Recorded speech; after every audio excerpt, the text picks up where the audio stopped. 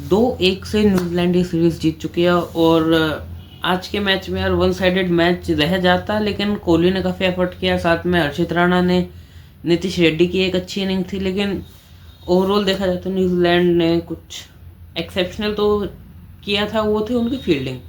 और एक और पॉइंट जिसकी वजह से इंडिया मैच में ज़्यादा पीछे रह गई थी, वो था इंडिया के टॉप ऑर्डर का कोलैप्स, जो कि 70 या 71 पे 4 हो गए थे, जिसमें कि ना रोहित ने कुछ अच्छा स्कोर किया 10-15 के स्कोर पे, गिल ने भी 20 की लाइन में विकेट गया, और आज राहुल भी 1 रन पे गए, और साथ में अय्यर ने भी कुछ खास नहीं किया।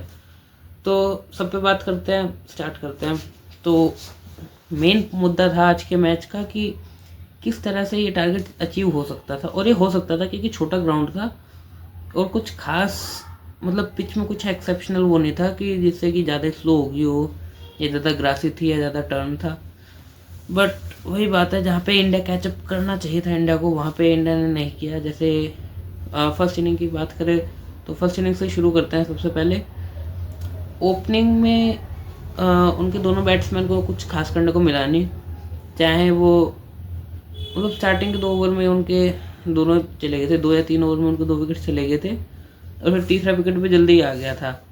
तो अभी एग्जैक्ट स्कोर बताता हूँ किसने कितने किए थे। हाँ, कॉनवे ने 5 रन किए थे 4 बॉलों में, जिसके विकेट ली थे हर्षित राणा ने, कैच किया था रोहित शर्मा ने, स्लिप में हुए थे ये। तो कॉनवे को तो हर्षित राणा ने सीरीज़ के शायद तीनों मैचों में आउट किया था। तो अगले batsman Henry Nicholls, golden duck, Arshdeep Singh ने बोल्ड किया था, इनसाइड एज लग के आउट हुए थे। और फिर विलियम 41 में 30, मतलब पार्टनरशिप इनकी बन गई थी विलियम की साथ में डैरन मिचेल की, लेकिन फिर विलियम का विकेट गया था। अच्छा कैच पकड़ा था, खैर पॉइंट पे जडेजा ने अच्छी कैच पकड़ी थी वो। उसके बाद फिर जो पार्टनरशिप लगी ना डैरन मिचेल और ग्लेन फिलिप्स की, ये 219 रन की पार्टनरशिप लगी थी 188 बॉल में भी। तो यहाँ पे पूरा मोमेंटम था ना, उन्होंने जो भी प्रेशर था वो पूरा एक जैसे स्क्रब नहीं सोख लेता, जैसे स्क्रब पानी को सोख लेता है, वैसे बिल्कुल वैसे ही प्रेशर को पूरा सोख के स्लो स्टार्ट, मतलब स्लो तो नहीं कहेंगे, मतलब अच्छा कैचअप किया था रन रेट के साथ भी। और फिर बाद में बड़े हिट लगाने में भी कोई किसी ने कमी छोड़ी नहीं थी। और बस यार गड़बड़ यही थी कि एक सेंचुरी की रह गई थी इंडिया की तरफ से भी, मतलब एक सेंचुरी कम रह गई थी, क्योंकि वहाँ से भी 2 ही सेंचुरीज आई थी, एक डैरन मिचेल के 130, 137, और ग्लेन फिलिप्स के 106। और यहीं पे इंडिया की बात करें तो 137 के लिए तो कोहली ने 124 मार दिए, लेकिन साथ में वो कैचअप करने के लिए जैसे हर्षित राणा ने मान लो 60 रन बनाए, या फिर उसने रेड्डी ने 50-60 रन, दोनों ने। अगर यही एक बंदा और इसको 50 को 100 में कन्वर्ट करता तो ये चांस होता है, या फिर कोहली अपने जो 125 रन बनाए उसको पौने 200 में करते। तो यही था।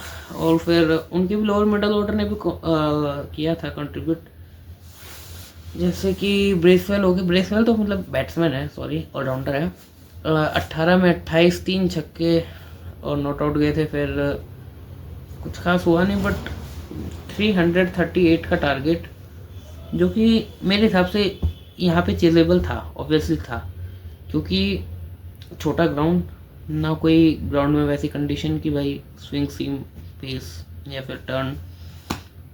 और बात करें हमारे बॉलर्स की, तो हमारे बॉलर्स को चांस स्टार्टिंग में मिला था मिडल ओवर, जो मैंने पिछले मैच में भी यही कही थी, इस मैच में भी वही आई कि जो टीम मिडल ओवर्स को अच्छा खेलेगी वही टीम वनडे जीतेगी।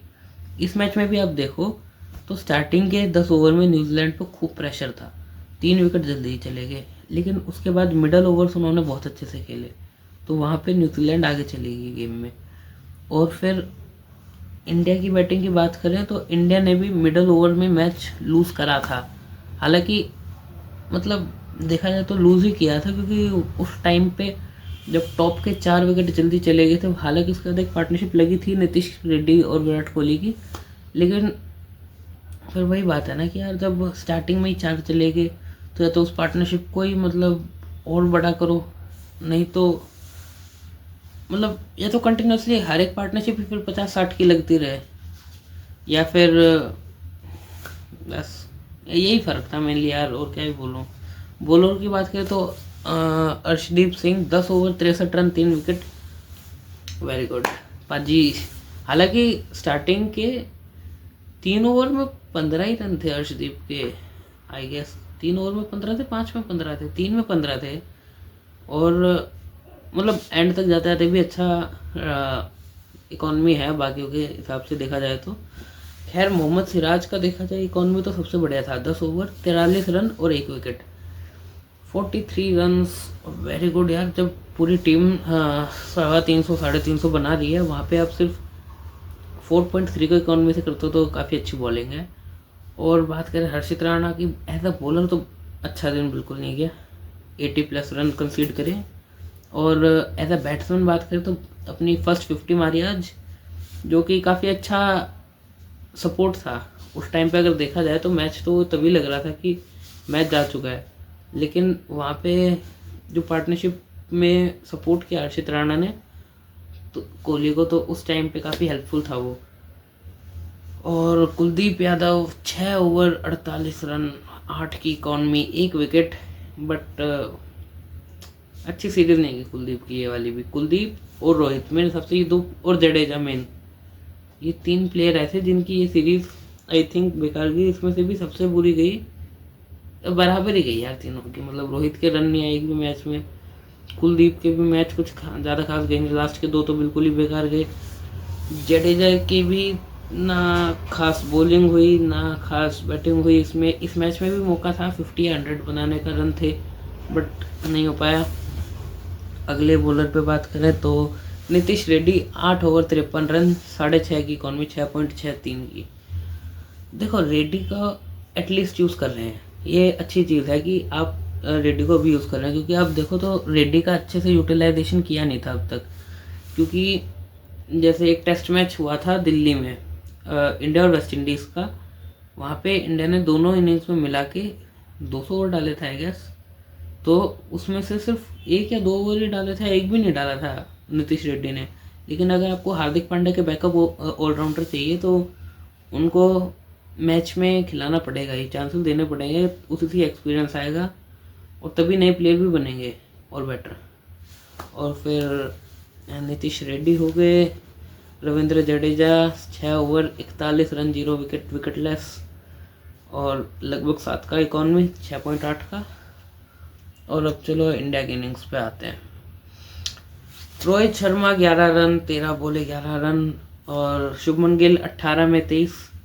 यार देखो मेरे को एक बात कहनी है, काफ़ी कंट्रोवर्शियल है, कंट्रोवर्शियल तो नहीं खैर, लेकिन माइंडफुल कुछ भी कह लो इसको, कि अगर आप अभी भी इस टाइम पे आके भी सिर्फ 1-2 प्लेयर पे डिपेंड कर रहे हो आपकी टीम, जो कि ऑलरेडी 38-37 के एज के हैं, तो ये काफ़ी बुरी चीज़ है। और उससे भी बड़ी चीज़ ये है कि वही जो 1-2 बंदे भी कर रहे हैं सीरीज़ में, उसी के पीछे मैनेजमेंट भी पड़ी हुई है।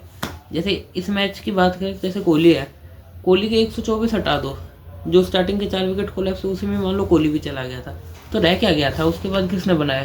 किसी ने नहीं।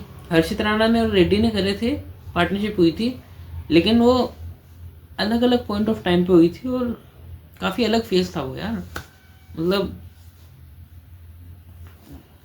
मतलब यूँ था ना कि यार सपोर्टिव रोल था, एक तरफ कोहली था जो इनिंग्स में हर एक के साथ था, और दूसरी तरफ सपोर्टिव रोल्स थे।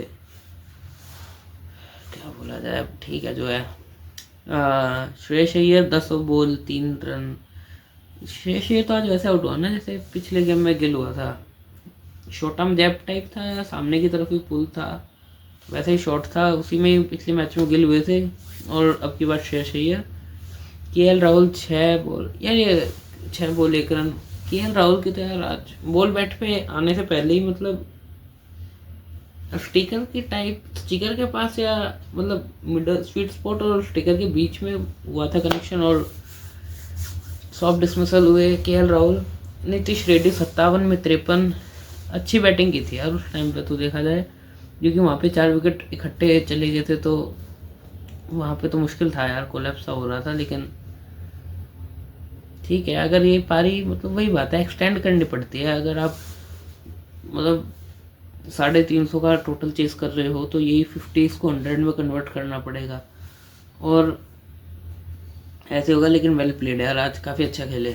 और फिर जडेजा 16 में 12, बहुत बेकार सीरीज गई जडेजा के हिसाब से, जडेजा जी के लिए, क्योंकि ना बैटिंग अच्छी हुई ना बॉलिंग कुछ खास हुई।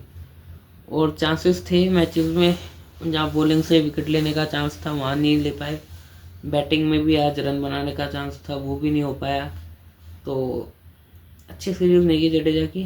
फिर बात करें तो हर्षित राणा 43 में 52, यार जब तक पार्टनरशिप चल रही थी ना हर्षित राणा और विराट कोहली की, तब तक ही था जो था। अरे मैं और 4 चौके 4 छक्के, पहली 50 बनाई हर्षित राणा ने आज। मेन प्लेयर आज के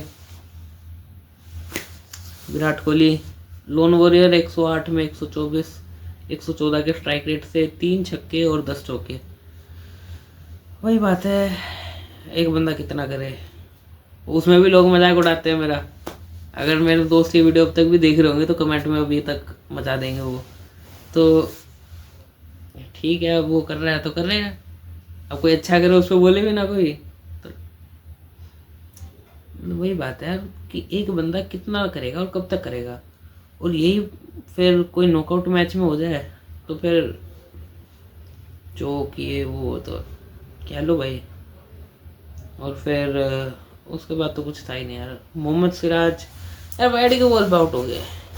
DSP ji down the leg ball wide जा रही थी, उस पर भी मतलब अनलकी डिसमिसल यार। मेरे को खुद से भी जब कभी मैं भी ऐसे हुआ तो मेरे को सबसे बेकार तो यही लगता है, रन आउट हो जाओ वो ज़्यादा अच्छा है। इससे अच्छा तो रन आउट हो जाओ, क्योंकि ये वाइड बॉल पे बहुत बुरा लगता है। कुलदीप यादव 5 में 3 में 5, एक चौका। हाँ ठीक है, रन आउट डायरेक्टेड थी वो तो डायरेक्टेड तो लगती पता चल गया था मेरे को आउट है। कई बार होता है कि सिक्स सेंस या फिर इतना फोकस से जब स्क्रीन पे आपका नोटिस होता है तो उस टाइम पे आपको पता चल जाता है कई हद तक कि क्या है। अर्शदीप सिंह एक चौका मारा, 2 में 4 और पारी खत्म। पहली बार न्यूजीलैंड जीती है इंडिया में आके वनडे सीरीज। 7 बार इंडिया जीती हुई थी, आज पहली बार और न्यूजीलैंड जीती है, जो कि क्या कर लोगे, अब तो जीत गए तो जीत गए। हाँ और ट्राई हो सकता था और बेटर चीज़ें हो सकती थी इस सीरीज़ में। अय्यर की भी कोई खास इनिंग नहीं है आउटस्टैंडिंग जैसे दूसरे तीसरे मैच में, और रोहित से भी और बेटर हो सकता था, वो नहीं हो पाया। माइक रह गया, कोई बात नहीं। और प्रसिद्ध कृष्णा जी, उनके पास चांस गया था सेकंड मैच में डैरन मिचेल के कैच का, जब डैरन मिचेल 80 पे थे और रन भी तब शायद 80 ही चाहिए थे और न्यूजीलैंड को, लेकिन वो ख़त्म हो गए थे। अरे भाई डैरन मिचेल को उठाओ यार, ये भाई इस बंदे ने मतलब मैं बताऊँ आपको कितना परेशान कर लिया। इस सीरीज में 3 मैच हुए, पहले मैच में 80, अगले में 100, इस वाले में भी 100। और इससे पहले की बात करें तो चैंपियंस ट्रॉफी में 2 मैच खेले थे, उसमें एक मैच में शायद 20 बनाए थे शायद, ऐसे कुछ लो स्कोर था। और एक में चैंपियंस ट्रॉफी के फाइनल में वहाँ भी बहुत बढ़िया स्कोर किया था। उससे पहले बात करें तो वनडे वर्ल्ड कप 2023 में ग्रुप स्टेज था धर्मशाला में, वहाँ पे भी 100, और सेमीफाइनल में वानखेड़े के अंदर वहाँ भी 100। तो भाई ये बंदा बहुत गलत जगह जाके चुप सकता है इंडिया को नॉकआउट में, आईसीसी टूर्नामेंट के या और कहीं भी। तो इस वीडियो में इतना ही, और इसके बाद आएगी T20 सीरीज, 5 T20, फिर T20 वर्ल्ड कप। और इसी में एक और सेक्शन ऐड करना चाहूँगा मैं वीडियो में। कल इंडिया का अंडर 19 मैच था बांग्लादेश के साथ, वहाँ पे जैसे अंडर 19 के बॉयज़ ने खेला काफ़ी अच्छा, एक्सेप्शनली वेल खेला था, क्योंकि जब बारिश, मैं आपको शॉर्ट में बता देता हूँ, टारगेट 240 का था या 239 का था वहाँ पे, और 2 विकेट थी, 100 के आसपास रन थे बांग्लादेश के। तो बारिश की वजह से टारगेट 160 समथिंग का हो गया था, और बारिश के बाद जब आए थे तब उनके 8 विकेट हाथ में थे और उनको शायद 60 में 65 चाहिए थे।